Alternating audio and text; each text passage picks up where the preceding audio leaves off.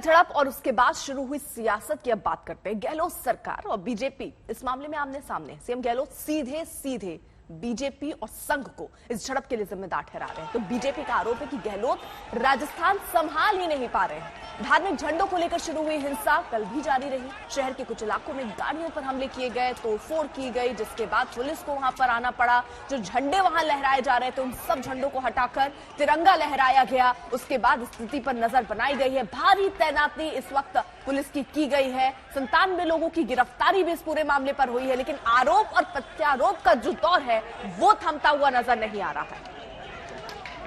इस प्रकार से ये एजेंडा है इन लोगों का, बीजेपी का, आरएसएस के लोगों का, पूरे देश के लिए भी है, प्रदेश के लिए भी है। हमारे यहाँ चुनाव में 18 महीने बाकी है। अभी से इन्होंने राजस्थान को टारगेट बनाया हुआ है, क्योंकि राजस्थान को लेके बड़े चिंतित है। हमने यहाँ पर 3 साल 3.5 साल होने आए हैं। जिस प्रकार से यहाँ पर हमने एक के बाद एक उपलब्धि हासिल करी है हर क्षेत्र के अंदर, चाहे कोरोना का चैलेंज हो हमारे सामने तब भी, और जिस प्रकार की उपलब्धियां यहाँ पर हर क्षेत्र में हो रही है, उससे बीजेपी वाले घबरा करके इन्होंने अभी से ही जो आतंक मचाना शुरू किया जानबूझ करके, इनके खुद के हाईकमान के लोगों के इशारे हैं इनके ऊपर, उसी रूप में कार्रवाई करे में हम इनको हर जगह रोक रहे हैं और कड़ी से कड़ी कार्रवाई कर रहे हैं। इसीलिए हमारे यहाँ कोई कैजुअलिटी आज तक नहीं हुई। राजस्थान के अंदर सत्ता की, सरकार की जिम्मेदारी कांग्रेस पर है। वहां पे गहलोत साहब मुख्यमंत्री हैं, उन्हें 3 साल हो गए हैं। ये सही है कि पूरे देश के अंदर अब मात्र कुछ राज्य बचे हैं जहां कांग्रेस है, उनका सफाया हो रहा है, कोई ना कोई कारण है। हम वापस आते हैं राजस्थान के ऊपर कि 3 साल के अंदर तुष्टीकरण की राजनीति का एक बहुत ही भद्दा उदाहरण पूरे राजस्थान और पूरे देश के सामने आया है। और ये मैं आपको फैक्ट्स के साथ बताता हूं कि किस तरह से एक ही समय जब 2 धर्म के त्योहार हो रहे हों तो सरकार, कोई एनजीओ नहीं, कोई संस्था नहीं, सरकार आदेश निकालती है एक पर्टिकुलर धर्म के लिए कि उनके लिए बिजली की कटौती कतई नहीं होनी चाहिए। ये तुष्टीकरण नहीं तो और क्या है। इससे पहले जालोरी चौक पर हुआ क्या था, सुनिए चश्मदीदों की जुबानी।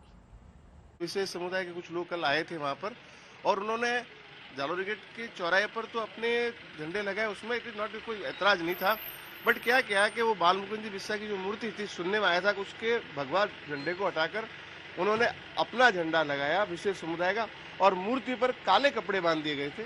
उससे कुछ लोगों में रोष उत्पन्न हुआ कि ये गलत है, ऐसा नहीं होना चाहिए। आप अपनी नमाज अदा करें, आप जालोरी गेट चौराहे पर झंडे लगाएं, कोई दिक्कत नहीं है, पर किसी विशेष समुदाय के मूर्ति पर इस प्रकार से भगवा झंडा हटाकर उस पर दूसरा झंडा लगाना और काले कपड़े ढक देना, उससे एक रोष उत्पन्न हुआ था। मैं अपने घर पे बैठा टीवी देख रहा था तो घर के बाहर हो हल्ला होने की आवाज आई, तो मैं बाहर आया। बाहर आके देखा तो कुछ लोग हाथ में तलवारें लिए, लोहे के सरिये, लाठियां और लेके हो हल्ला मचा रहे थे, मारने के लिए दौड़ रहे थे, हंगामा मचा रहे थे, गाड़ियों को नुकसान पहुंचाया, दुकान के शटरों पर वार किया। उसी दौरान पत्थरबाजी में एक पत्थर मेरे सिर में भी लगा। लोग तो 200 जने थे, 200-250 जने थे करीब। मैं गाड़ी अंदर रखने के लिए आया था तो हमें चोट लग गई। भतीजे को। उस समय कहाँ थे आप? घर पे थे? दुकान? घर से बाहर ही था, घर में था मैं तो, फिर घर से बाहर आया, फिर हल्ला होने से बाहर आया था गाड़ी अंदर रखने के लिए। तो गाड़ी तो रखी नहीं, बाद में रखी गाड़ी। तो जो हमला करने वाले लोग थे वो कोई जानकार लोग थे, कहीं देखे हुए थे आपने पहले? नहीं थे।